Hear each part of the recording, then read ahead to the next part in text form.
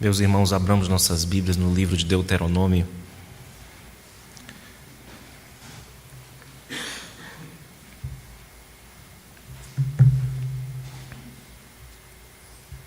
Quinto livro de Moisés, Deuteronômio, capítulo de número 4.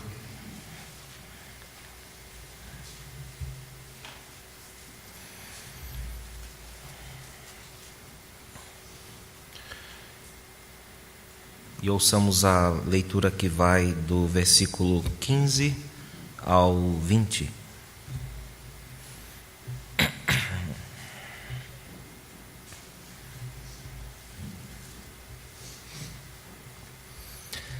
Deuteronômio 4, de 15 a 20, assim nos diz a palavra do Senhor.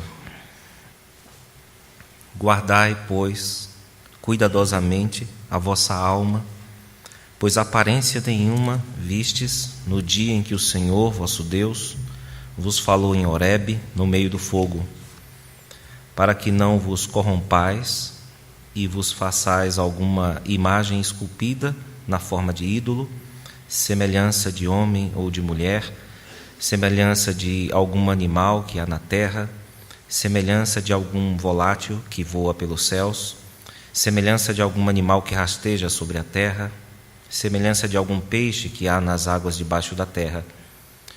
Guarda-te, não levantes os olhos para os céus, e vendo o sol, a lua e as estrelas, a saber, todo o exército dos céus, sejas seduzido a inclinar-te perante eles e des culto àqueles, coisas que o Senhor teu Deus repartiu a todos os povos debaixo de todos os céus.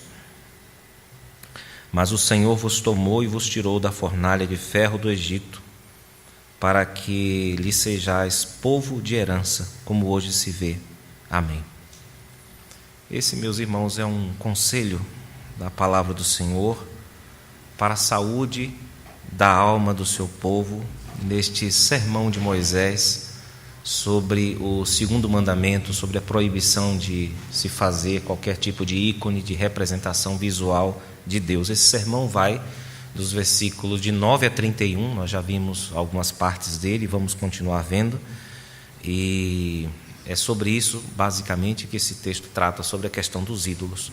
Para muitos, a questão dos ídolos parece superada entre os evangélicos, não é? Normalmente nós, quando vamos falar de ídolos, nós pensamos sempre na Igreja Católica Romana, mas eu gostaria de falar muito pouco sobre a Igreja Católica nesta noite e pensar mais sobre a vida do povo de Deus em sua expressão reformada, protestante, e tratar um pouco disso nessa perspectiva, irmãos. Porque quando nós olhamos para a Bíblia e para os alertas que ela dá acerca da idolatria, esse alerta é dado aos fiéis, não apenas aqui no Antigo Testamento, mas nós veremos que no Novo Testamento também isso é dito aos crentes. A Epístola de João, a primeira Epístola de João, termina desse modo misterioso, quase que descontextual. João dizendo, depois de ter dito várias coisas, ele termina dizendo: filhinhos, guardai-vos dos ídolos. Então isso é um aviso, não para pessoas que julgamos não crentes em Jesus Cristo, mas para pessoas que são cristãs e que na época esperavam o Messias, como era o caso desse povo aqui, irmãos. Então vale lembrarmos ou conhecermos aquilo que certo pensador disse da Igreja Reformada. Ele disse assim: permanece naqueles que se livraram da idolatria o medo da idolatria. Se nós de fato nos livramos dos ídolos, nós devemos ter cautela, cuidado, porque eles podem voltar, ou, melhor dizendo, eles podem brotar a partir do nosso coração, que infelizmente precisa ser tratado por Deus constantemente, ou senão torna-se novamente uma fábrica de ídolos. Apego a outros deuses, irmãos, é um assunto sério e tem consequências muito práticas para a vida das pessoas. Quando as pessoas abandonam a Deus, imediatamente elas assumem outro sistema de valores, assumem outras ideias supremas, e isso gera algumas consequências, como, por exemplo, inimizades, mentiras, adultérios, descaso, falsidade, um culto morno ao Deus verdadeiro e um culto vivo a outros deuses, mesmo que não sejam deuses no sentido clássico, no sentido religioso. E isso afeta tragicamente a vida das pessoas, a vida de suas famílias e, de modo geral, também a vida de uma nação, meus irmãos. Embora o assunto tenha muitos desdobramentos, eu gostaria de me ater à questão do culto. Idolatria é um problema da vida humana, do coração humano, e, portanto, ele está onde o coração humano está. Mas como o texto se restringe à questão do culto, eu também vou me restringir e vou tratar, seguindo o texto, dos desdobramentos da idolatria no culto, que é gravíssima por causa do seu poder, que tem de ditar comportamentos, de ditar regras, já que nós estamos aqui nesse momento como o momento mais importante das nossas vidas espirituais, e é a nossa vida espiritual que é a função guia do restante das dimensões da nossa vida. Nós somos guiados pela nossa vida espiritual. Então é por isso que é importantíssimo nós ouvirmos essa palavra, porque ela é decisiva para o restante das nossas vidas, posto que estamos tratando aqui de idolatria no culto. E daí Moisés dizer: irmãos, guardem cuidadosamente a vossa alma. É o modo do Antigo Testamento falar: filhinhos, guardai-vos dos ídolos, que a fábrica está fechada, mas a qualquer momento ela pode ser aberta nos corações de vocês. Ele relembra aos vivos, aos que estavam vivos naquela época, a experiência que os pais deles tiveram com Deus no monte.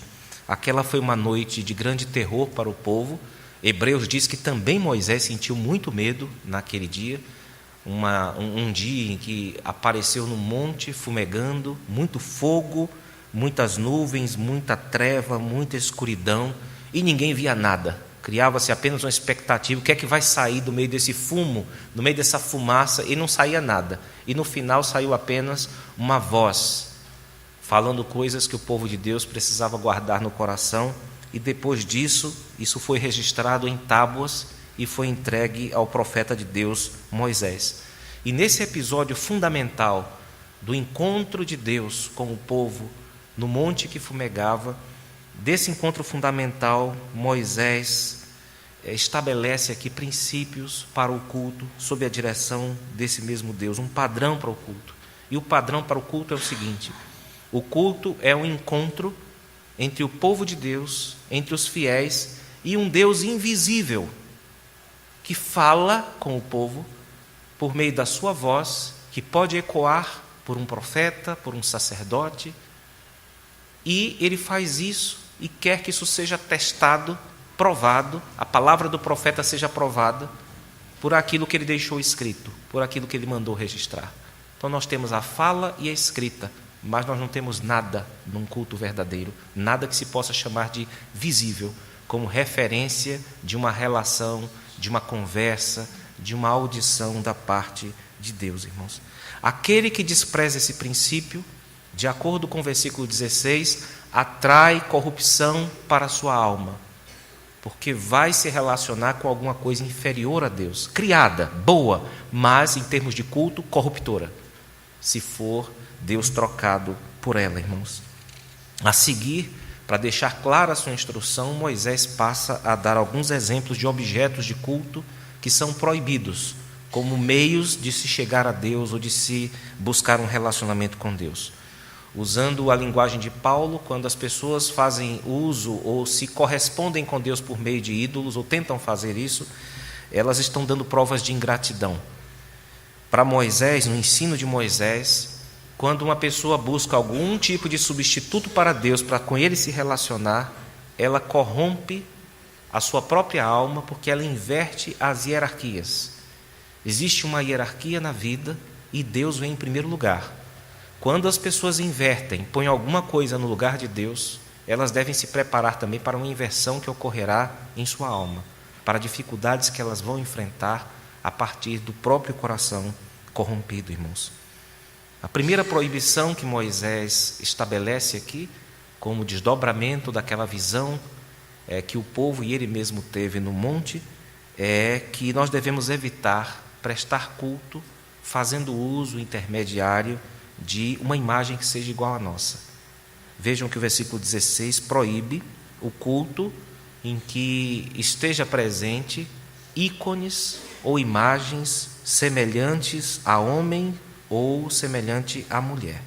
Como Deus é um Deus pessoal, é um Deus que fala, é um Deus que se relaciona conosco, é natural que o homem, em sua tendência pecaminosa, passe a associar a Deus ou a pensar em Deus, idealizando a Deus como um ser humano. Não é? Até hoje nós vemos, até mesmo nas grandes pinturas, nas grandes expressões da arte, quando procuram representar a Deus, é sempre como um homem, é sempre como um idoso, um ancião de dias, até mesmo por causa de textos como Daniel. Mas o fato, irmãos, é que Deus não tem um gênero. Deus não é homem, Deus não é mulher. Ele se coloca, por efeito da acomodação da Escritura às nossas vidas, como Ele. Ele se designa assim, como Ele. Mas nós sabemos que, em termos sexuais, Deus não é homem e Deus também não é mulher.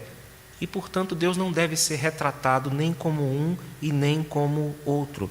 Embora macho e fêmea reflitam aspectos do caráter de Deus, mesmo assim isso não dá direito a ninguém achar que pode cultuar a Deus usando ou valendo-se de representações visíveis, masculinas ou femininas, simplesmente porque não foi assim que Deus se revelou. Ninguém viu nada quando Deus se revelou. Esse é o ponto aqui. Daí a proibição de representar, por exemplo, a Jesus Cristo, que é o Deus encarnado. Nós já vimos, certamente você já viu estátuas de Jesus Cristo em algum ambiente de culto, normalmente no ambiente católico romano, e é isso que cria um problema dessas imagens no ambiente de culto em relação à Sagrada Escritura, irmãos.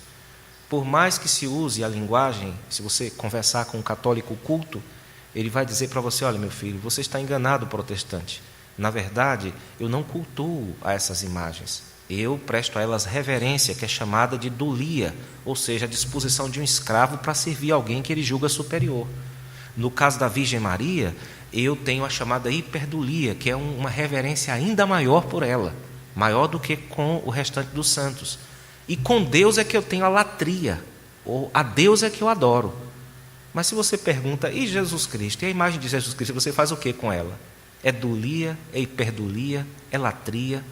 Em geral, essas coisas não funcionam, irmãos. O fato é que as pessoas terminam confundindo a pessoa com quem está sendo... a pessoa do telefonema com o telefone, né? As pessoas costumam ficar olhando mais para o telefone do que para a pessoa com quem ela está telefonando. Isso não dá certo, simplesmente porque Deus disse que não dá certo. E as pessoas acabam se envolvendo com essas coisas que Deus diz não podem ser representações minhas, porque quando eu me manifestei, vocês não viram nada, vocês ouviram uma voz. E vocês testam essa voz por aquilo que eu deixei escrito. Eu disse que eu não ia falar muito dos católicos romanos, né? Isso porque a igreja protestante também tem seus ídolos. A igreja protestante tem seus pastores que funcionam como sacramentos. Tem pastor bem suado que vende lenços e mais lenços, porque eles têm um poder dentro deles. Se ele não vier para o culto, não tem, né? Não tem culto. Se ele não falar no dia, ninguém fala. Se ele está no lugar, formam-se caravanas para ouvir essa pessoa. Ele tem seguidores e mais seguidores. O que é isso, irmãos? Isso é a tentativa de localizar Deus no espaço, que é exatamente o conceito de idolatria. O que é um ídolo? É você tentar localizar um Deus que está em todos os lugares, num lugar. E é exatamente isso que Deus não quer que aconteça. E não pensem vocês que o mundo protestante, o mundo evangélico, está livre desses ídolos. Eu repito, quando a Bíblia ordena tomar cuidado com a idolatria, ela está falando para aqueles que supostamente se livraram dela. Supostamente são os evangélicos que se livraram da idolatria, irmãos. O texto continua, versículos 17 e 18, mais uma proibição. Dessa vez, não mais humanos, mas subhumanos. Versículos 17 e 18 nos dizem: semelhante ou semelhança de algum animal, também está proibido, né, de ser representado como Deus, que há na terra, semelhante a algum volátil que voa pelos céus, semelhança a algum animal que rasteja sobre a terra, semelhança de algum peixe que há nas águas debaixo da terra. Então nós temos aqui imagens de seres inferiores, tal como nós definimos esses seres biblicamente, que são aves, répteis e peixes. Esse era um erro comum a algumas religiões vizinhas a Israel naquela época. Havia esculturas de vacas, de touros, de ibis, de algumas aves, e havia também algumas esculturas de tipo híbrido. Nós nos lembramos do caso do bezerro de ouro, que é simplesmente uma apropriação de Israel de algumas nações vizinhas. Ele passou a adorar aquilo e, de fato, Arão disse: Israel, eis aqui o teu Deus. Ou seja, eles cansaram de esperar pelo Deus vivo e verdadeiro, estavam ansiosos, porque aquilo era uma tortura. Como é que esse Deus... A gente passou 430 anos no Egito, e a gente via lá que todo mundo que tinha um Deus tinha uma representação visual. Agora esse Deus não dá as caras, né? Não mostra, não se mostra. A gente vai precisar de alguma coisa para se agarrar para ver, e todo mundo sabe que o sentido por excelência, o maior dos sentidos, o mais importante dos sentidos para a vida natural é a visão. Então a gente precisa ver alguma coisa. E o Arão cedeu aquilo enquanto Moisés estava no monte com Deus, passando o período de jejum. Ele cedeu aquilo e o povo de Israel assimilou uma das características dos povos vizinhos, que era adorar representações de sub-humanos, que era o caso do bezerro de ouro. Mas nós temos também, nas nações vizinhas a Israel, tipos híbridos, como, por exemplo, o homem e a águia, que também representava um deus naquela época. Israel, enquanto foi escravo, conheceu muito bem essa realidade e agora estava com dificuldades de lidar com a ausência de representação visual em seu culto. A idolatria animal, tal como eu consigo conceber, ela ainda está fora da igreja, não é? Existem pessoas que desprezam o ser humano, mas amam os animais. Elas têm pena de animais, né? Têm pena até de vegetais, né? Tem várias teorias, inclusive acadêmicas, sobre os sentimentos vegetais, uma coisa que há 20 anos seria uma piada, né? Hoje já se fala muito dos sentimentos vegetais. Não sei direito o que a gente vai comer no futuro, talvez pedra, se não descobrirmos sentimentos minerais, não é? Mas o fato é que as pessoas hoje têm estado bastante sensíveis em relação aos sub-humanos, em relação a vegetais, em relação a minerais, mas têm esquecido da imagem de Deus, têm esquecido do ser humano. Mas isso, pelo menos até onde eu pude pesquisar, não chegou ao culto com força, não é?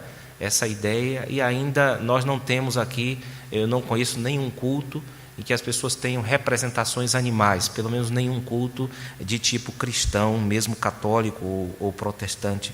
Mas Moisés, mesmo assim, avisa contra isso. É claro que isso tinha um peso naquela época, em que havia muitas culturas que praticavam isso, e hoje que não tem.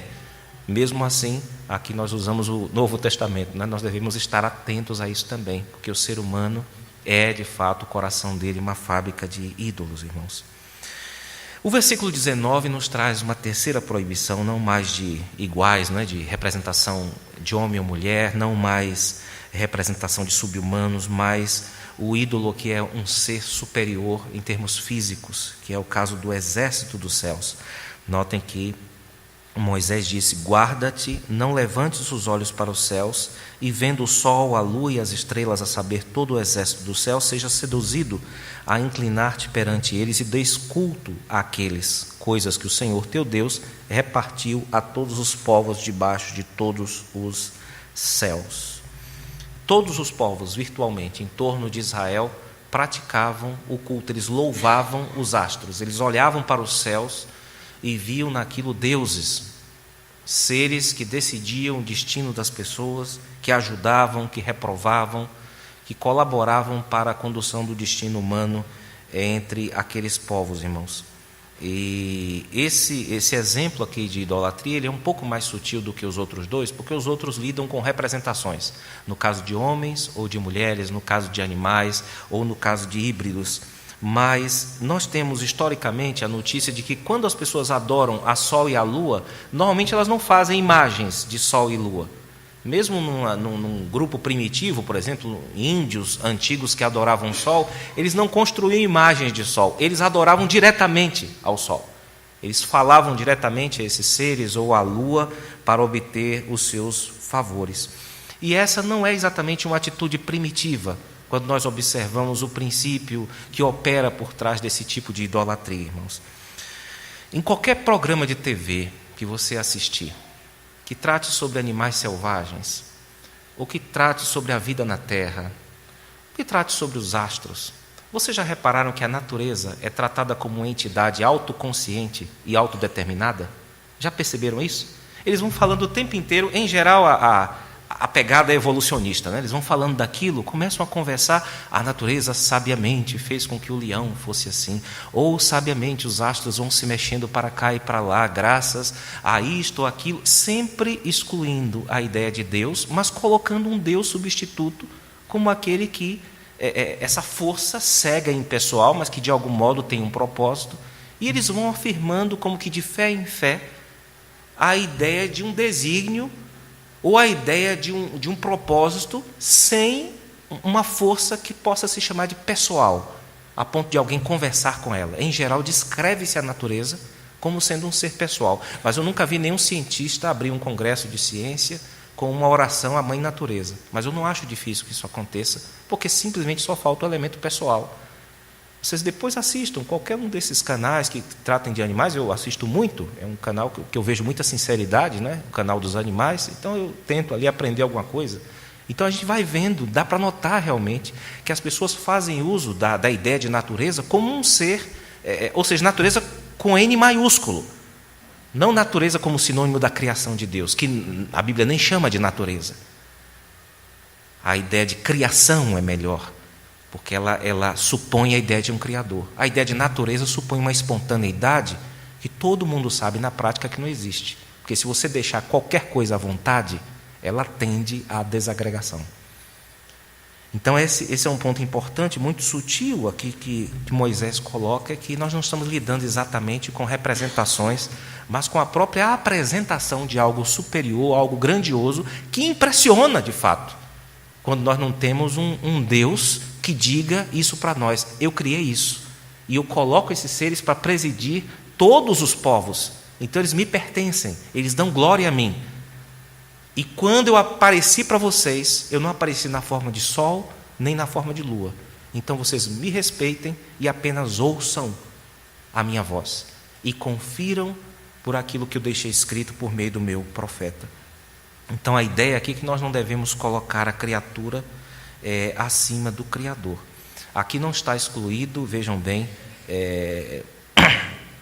aqui está excluído estátuas a Deus, né, confecção de estátuas, que representem a Deus, mas também o versículo de número 23, nós vamos ainda tratar sobre ele. O texto nos diz: guardai-vos, não vos esqueçais da aliança que a aliança do Senhor vosso Deus feita convosco, e vos façais alguma imagem esculpida, semelhante a alguma coisa que o Senhor vosso Deus vos proibiu. Então vejam que o texto não está tratando apenas da questão dos astros, está falando de imagens no culto, para que os crentes, os fiéis, nem pensem em ter algum tipo de referência visual no culto e tenham apenas a referência auditiva. Escutem a mensagem de Deus, respondam a esse Deus também com a sua voz e lembrem-se de que foi assim.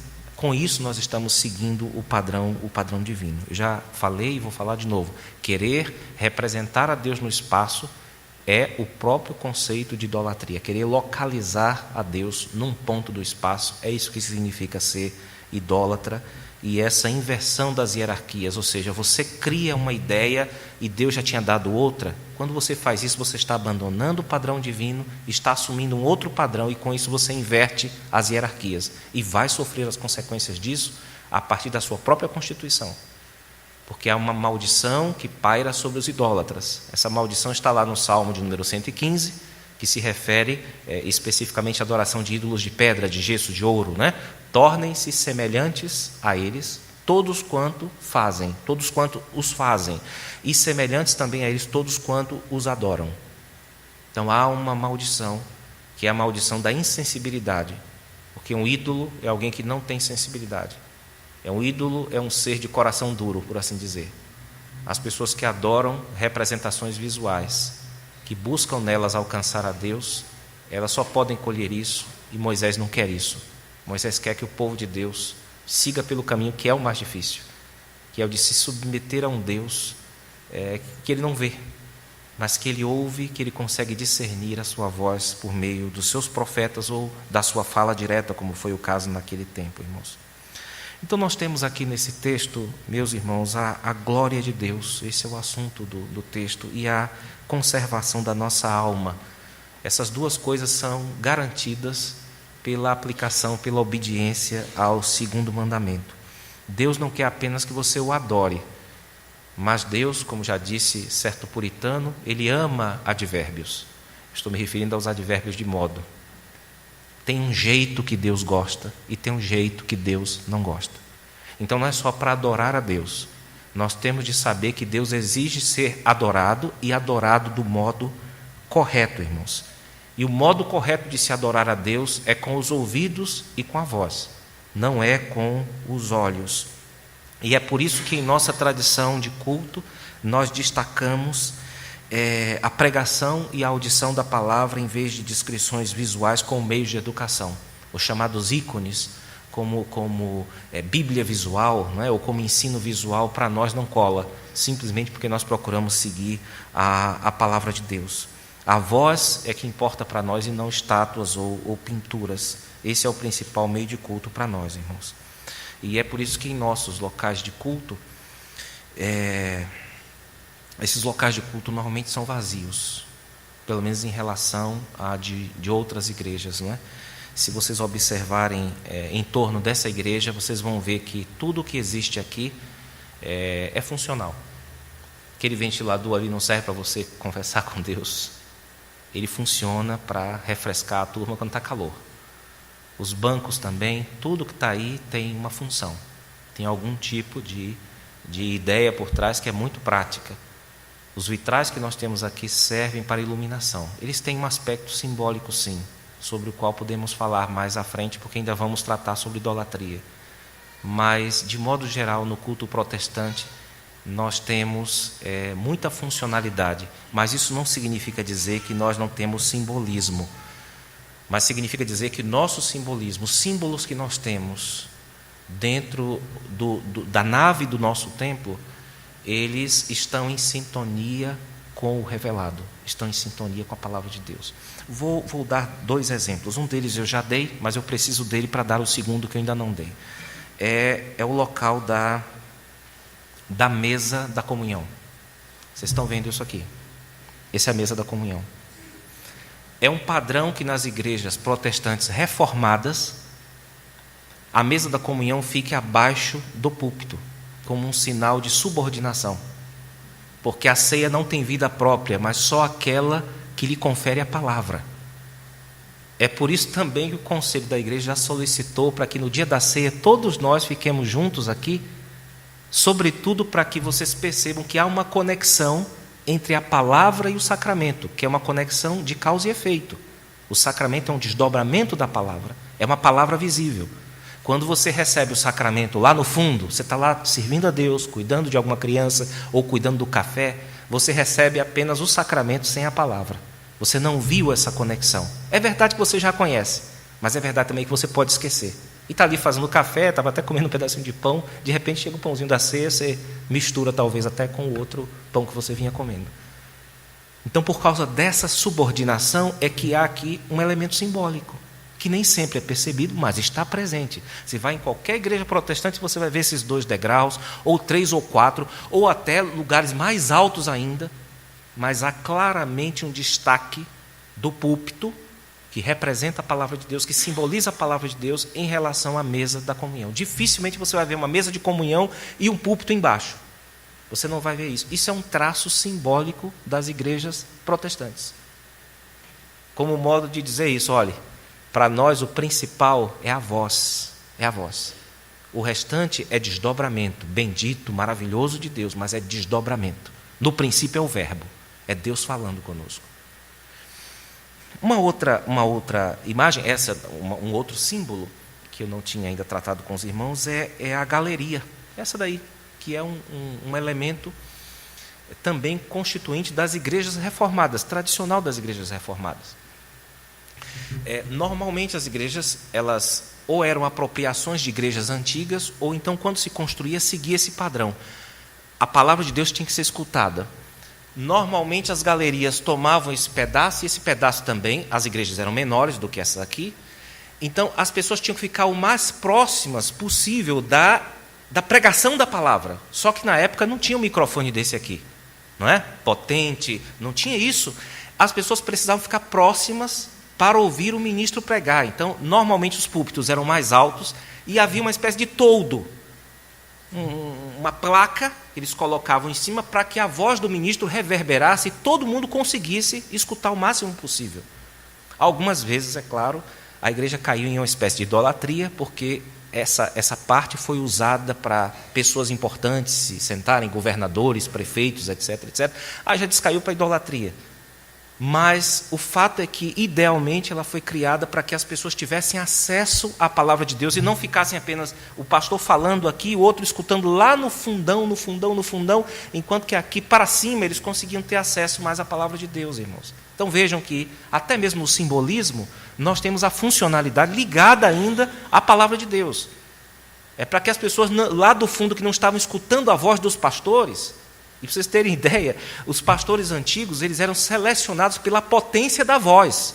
Os pastores que não tivessem potência na voz, com todo respeito, podiam ser bons como fossem, tinham que ir para igrejas menores, onde a sua voz pudesse ser escutada lá no fundo. Então, é importantíssimo na tradição reformada a ideia da voz, que ecoa e que precisa ser ouvido. E já desde o século XVI as pessoas já pensavam nisso. Como é que eu vou fazer para que a voz da palavra de Deus chegue a todo mundo? Para que as pessoas não terminem criando algum tipo de idolatria por lhes faltar a voz que flui do texto. Então esses dois exemplos aqui, irmãos, vejam que o simbolismo aqui está a serviço da voz. O simbolismo da relação púlpito-mesa, o simbolismo das galerias está a serviço da voz, está em sintonia com aquilo que a palavra de Deus nos ensina neste texto. É claro que isso é o ideal, nem sempre é o real. Como eu falei, a questão das galerias que já foram usadas para propósitos idólatras na própria igreja reformada, irmãos. Mas nós podemos, inclusive, hoje, usar a galeria ou qualquer outro lugar, não para nos aproximar da voz de Deus, mas para nos afastar dessa voz. Então, o risco sempre corre, e é importante os irmãos levarem em consideração que existe aqui, dado por Moisés, um padrão para o culto que nos serve até hoje. E Moisés está advertindo ao povo de Deus: guarde a sua alma, não corrompa a sua alma com aquilo que você acha que é culto a Deus. Deus não apenas quer ser cultuado, Deus tem uma forma de cultuar, tem um modo de cultuar que Ele gosta e outro que Ele não gosta, independente da sua boa intenção. Quando você vier para cá, venha para invocar a Deus, venha para ouvir a sua voz, venha para participar do culto, porque Deus gosta do modo também. Vocês terem ideia, irmãos, existe uma maldição da Escritura, que foi promulgada por Isaías e foi repetida pelo Senhor Jesus Cristo. Olhe, este povo honra-me com os lábios, mas o coração fugiu de mim, está distante de mim. Então, quando você canta a Deus, quando você ora a Deus sem fervor, existe uma espada sobre a sua cabeça, um castigo, porque você está cantando com ingratidão a Deus.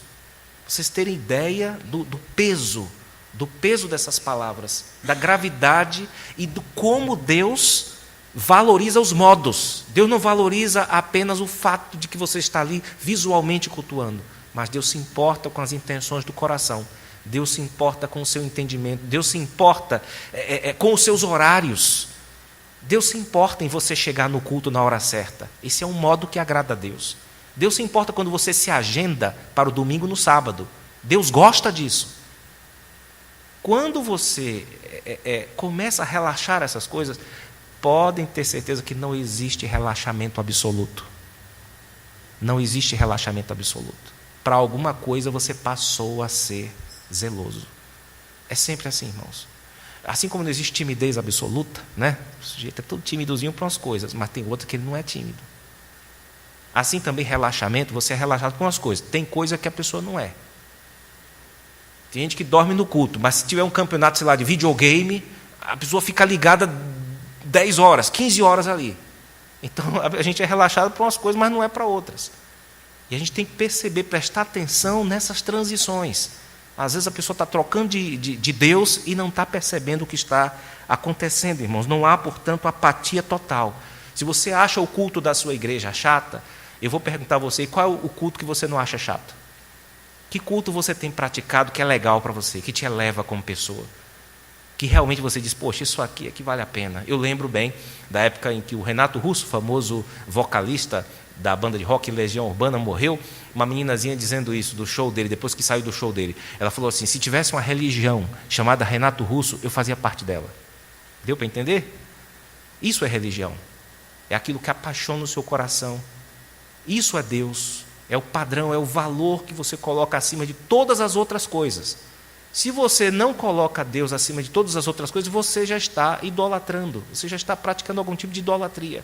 Pode ser com outra pessoa, com o igual a você, pode ser com o inferior, pode ser um bichinho, um pet que você tem, pode ser a lua e as estrelas, mas o Deus da Bíblia não é. Então é importante para nós, irmãos, nos lembrarmos disso, desse risco que nós corremos. Quando nós não colocamos o mais importante como o mais importante na nossa escala de valores, ela é invertida, mas junto com isso a gente corrompe nossa alma. Nós estamos aqui tratando com um Deus que fica muito triste se você não adorar Ele. Ele falou, não, Deus vai continuar sendo o que Ele sempre foi, mas você não continua mais sendo o que você é, porque você assimila as características daquilo a que você adora.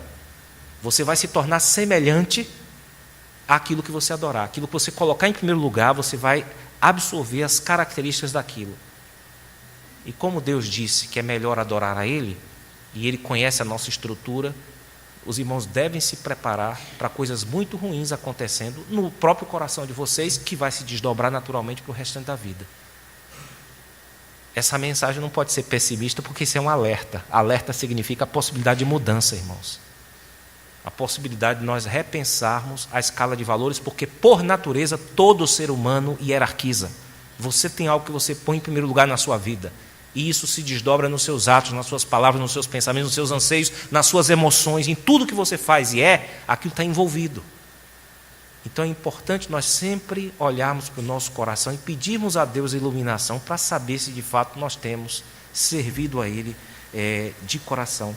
Se não for esse o caso de nenhum de vocês aqui, de estar flertando com outros ídolos, dê graças a Deus. Isso é uma coisa muito boa e é possível. É possível que um crente adore a Deus em espírito e em verdade, de fato. Mas tome cuidado. Tome cuidado. Lembre-se daquilo que eu disse no início do culto aqui, dessa constatação profunda feita sobre os reformados, sobre nós, os que supostamente nos livramos dos falsos deuses. E a constatação é essa, e com esta frase eu encerro essa pregação. Permanece o medo da idolatria nos corações daqueles que se livraram da idolatria. Que Deus nos abençoe, irmãos. Amém.